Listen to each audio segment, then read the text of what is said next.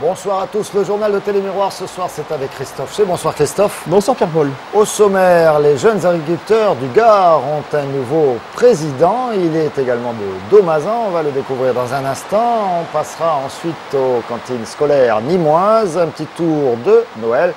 Et vous entendez la pluie sur le studio de Télémiroir. On va s'interroger également sur le match de ce soir. Des Crocos aura lieu, n'aura pas lieu, on ne sait pas encore. Bonsoir à toutes et à tous. Nous ouvrons ce journal du mardi 22 décembre avec la nomination d'un nouveau conseil d'administration pour les jeunes agriculteurs du Gard. La semaine dernière, Jean-Baptiste Crouzet a pris officiellement la présidence de la section gardoise de ce syndicat agricole créé en 1947. C'est à Domazan, en terre de vigne, que nous avons rencontré le successeur de Xavier Fabre qui a confié à Nicolas Pinchino les combats qu'il entend mener à la tête des jeunes agriculteurs du Gard. Vigneron de père en fils, c'est en 2006 que Jean-Baptiste Crouzet reprend le domaine familial de Magalane sur la commune de Domazan. Dans un contexte de crise de la viticulture, il rejoint le syndicat des jeunes agriculteurs du Gard et succède à Xavier Fabre à la présidence des JA au début du mois de décembre 2009.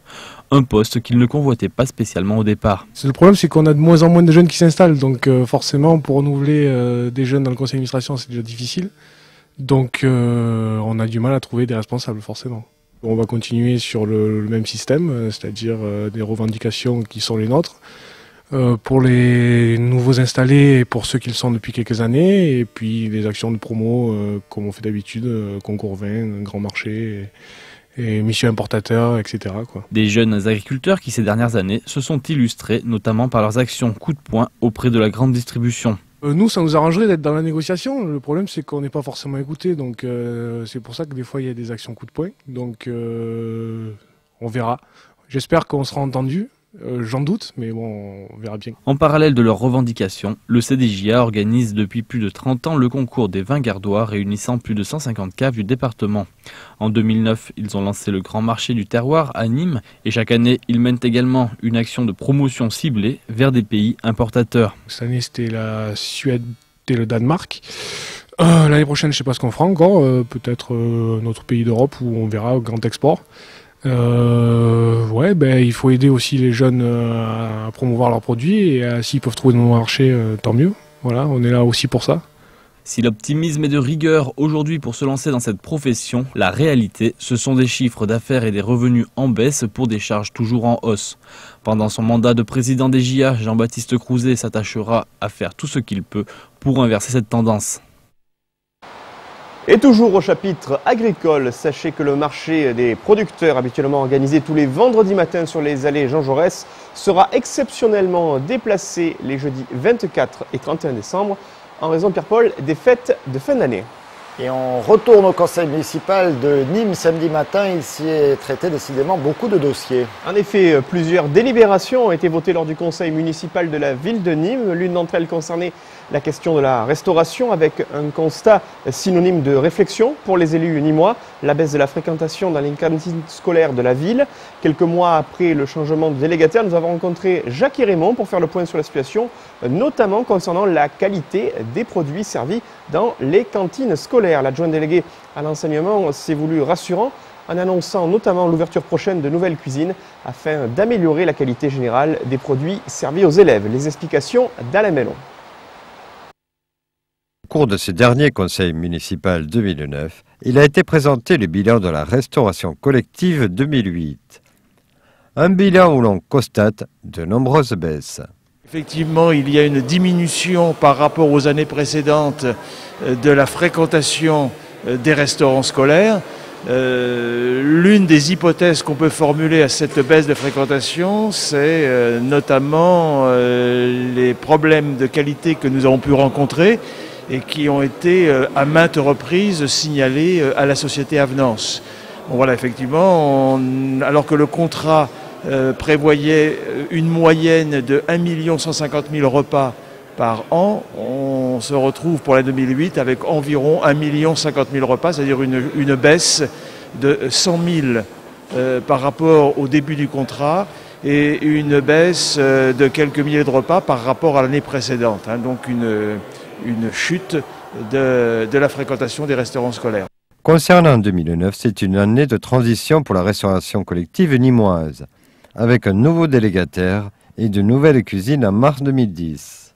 Malgré l'incident sanitaire que nous avons eu le 14 septembre, une satisfaction générale. Il y aura bien entendu des améliorations à apporter, puisque vous savez qu'actuellement nous sommes dans une situation transitoire, puisque les repas sont produits par la cuisine centrale d'Arles et la cuisine centrale de Nîmes, toute neuve, complètement rééquipée, sera mise en service au début mars 2010 et qu'à partir de là, il y aura d'autres conditions de production des repas.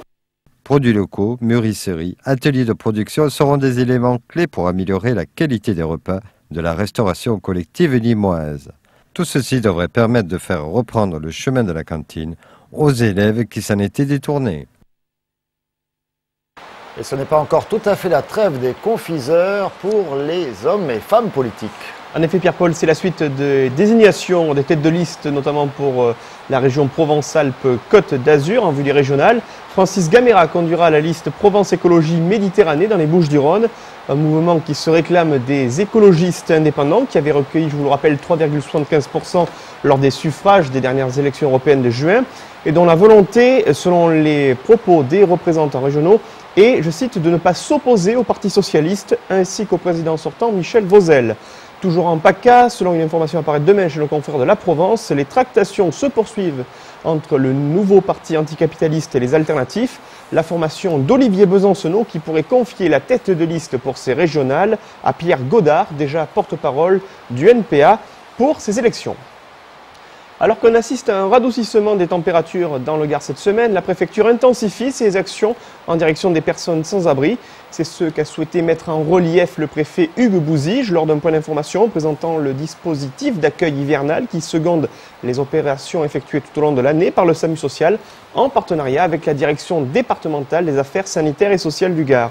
Une action qui se veut notamment préventive en cas de baisse inopinée des températures, comme cela a été le cas la semaine dernière. Plus de précisions dans ce sujet de Pierre-Paul Castelli.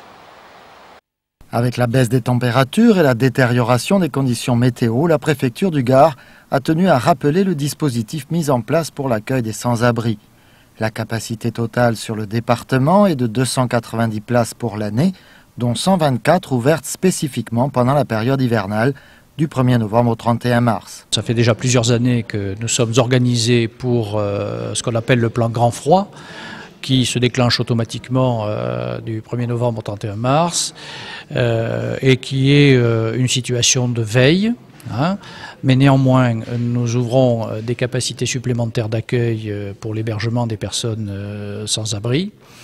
Et puis si les températures alors vraiment devaient descendre et surtout se prolonger, alors là on a d'autres niveaux qu'on activerait, comme le niveau 2, qui nous permet d'ouvrir encore des places supplémentaires pour l'hébergement des personnes sans abri.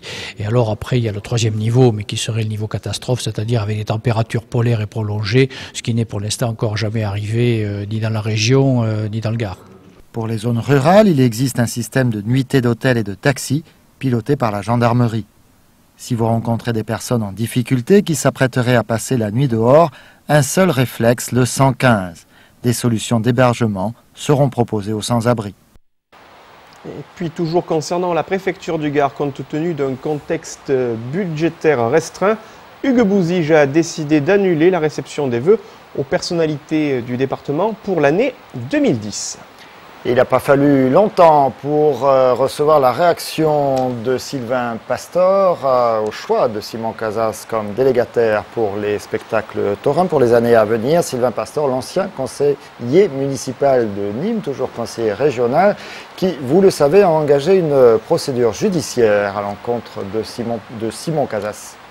Dès hier après-midi, nous vous annoncions en effet l'attribution à Simon Casas Productions de la délégation de service public pour les spectacles tauromachiques aux arènes de Nîmes pour l'effectif 2010-2014. Le conseiller régional vert, Sylvain Pastor, qui, je vous le rappelle, a déposé une plainte sur un exercice précédent pour une supposée sous-traitance qu'il considère être comme illégale, vient de publier un communiqué dans lequel il s'interroge, je cite, sur la façon dont la société Simon Casas Productions parviendrait à équilibrer ses comptes après avoir été déficitaire en 2008 et dans les conditions de la nouvelle DSP qui lui sont manifestement moins favorables. Fin de citation. Et alors, est-ce que PACA a trouvé son nouveau nom? Oui, alors en tout cas, il est sorti cette appellation, voilà, toujours en PACA, en Provence-Alpes, Côte d'Azur. La question de l'appellation de la région revient sur le devant de la scène. On le rappelle, sur proposition du président Michel Vauzel, une vaste consultation a été lancée pour changer le nom de Provence-Alpes-Côte d'Azur. Et 7 propositions ont été validées ce matin par un comité d'experts. Il faudra désormais voter entre ces différents choix. Alors il y a Provence, Pays de Provence, Provence-Méditerranée, Alpes-Méditerranée, Alpes-Provence, Provence-Alpes-Méditerranée ou bien tout simplement le nom actuel, à savoir Provence-Alpes-Côte d'Azur. Un vote qui pourrait intervenir après les élections régionales, si Michel Vauzel notamment est réélu, puisque c'est lui qui a porté ce projet, peut-être par le biais d'un référendum, si Paris donne son feu vert au futur président du conseil régional PACA. Alors Provence-Alpes-Méditerranée, ça ferait PAM, hein, on passerait de PACA à PAM. C'est un nom qui avait été choisi, je le rappelle, en 1972, PACA. Alors nous pam, avons... Pam, pam, pam. Exactement. Nous avons plusieurs fois l'occasion d'évoquer dans ce journal l'horloge, le sigle qui désigne l'Office ressources loisirs jeunesse de la ville de Nîmes, installé au cœur de l'Écusson, 8 rue de l'Horloge. En cette période de vacances de Noël, ce lieu d'accueil a ouvert ses portes pour offrir aux plus jeunes une vaste ludothèque propre à satisfaire tous les appétits des joueurs. Un focus sur l'horloge qui nous permet également d'apprécier la grande diversité des loisirs proposés à Nîmes en cette fin d'année, avec la patinoire de la Maison Carrée, elle aussi, vous allez le voir, très fréquentée. Alain Bellon s'y est intéressé. Pour ces fêtes de fin d'année 2009, diverses manifestations sont organisées au centre-ville de Nîmes. Jeunes et moins jeunes peuvent se détendre en s'amusant à l'horloge. C'est un point central par rapport à la ville de Nîmes et la jeunesse. Donc on a décidé de mettre en place des animations en direction de l'ensemble des jeunes qui habitent la ville de Nîmes. Pas forcément le centre-ville, pas forcément les quartiers, l'ensemble de la ville. En essayant de proposer des jeux qui susciteraient leur intérêt. Notamment tout ce qui est baby-foot, jeux vidéo, jeux de palais, voilà, quelque chose de ludique où ils peuvent passer un beau moment, quoi. Donc ces animations durent, donc ont commencé aujourd'hui et dureront jusqu'à mercredi 18h. Voilà, donc nous sommes ouverts aussi dimanche, voilà, après-midi à partir de 14h jusqu'à 18h. Toutes ces animations sont gratuites. Après avoir joué quelques minutes de marche, on peut se retrouver avec des patins à glace aux pieds. Mais là, il faut être bien couvert. La séance dure 1 heure, ça coûte 2 €. Alors on prête les patins et généralement ça se passe bien, ils viennent en famille, entre amis, ils viennent s'éclater sur la glace. Voilà. La journée, il y a des animations, alors on fait, donc on met la musique, on a des jeux de lumière, il y a un moniteur sur la glace qui donne des cours de patins aux petits. Et certains matins, on a des centres aérés aussi avec leurs moniteurs pour faire patiner justement des groupes de petits, une vingtaine de petits. Puis on a des animations, alors le samedi, tous les 3 samedis soirs, on a un DJ de 19h à 22h. Alors on a 3 DJ différents, ce soir on a Fago, samedi prochain on a Harold et samedi d'après on a Nicolas Coeur. Alors si vous désirez patiner, il faut chausser entre 25 et 47 et avoir des gants qui sont obligatoires.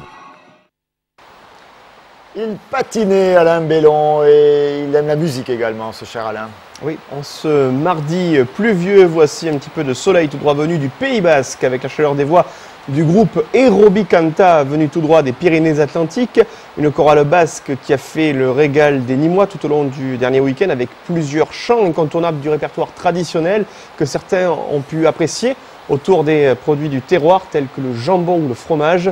Un groupe venu affirmer leur enracinement à une culture et une identité dans une ambiance toujours aussi chaleureuse. Alain Bellon les a rencontrés, je vous propose de les écouter.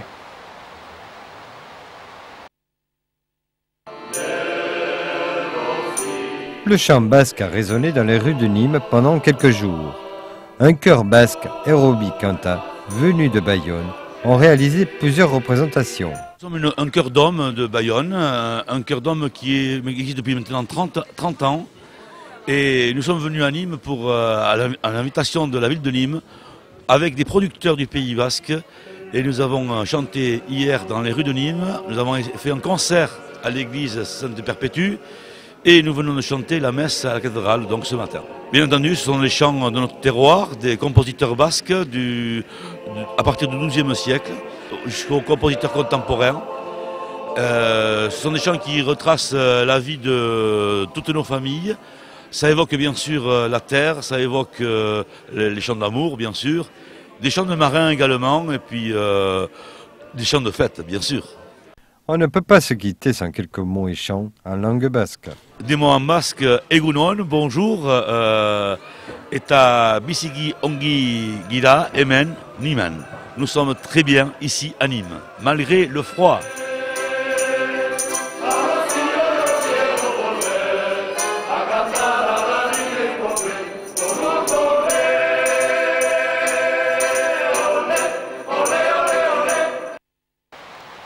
Et la messe sévillane, on connaît bien par chez nous, ça, oui. Christophe. Hein.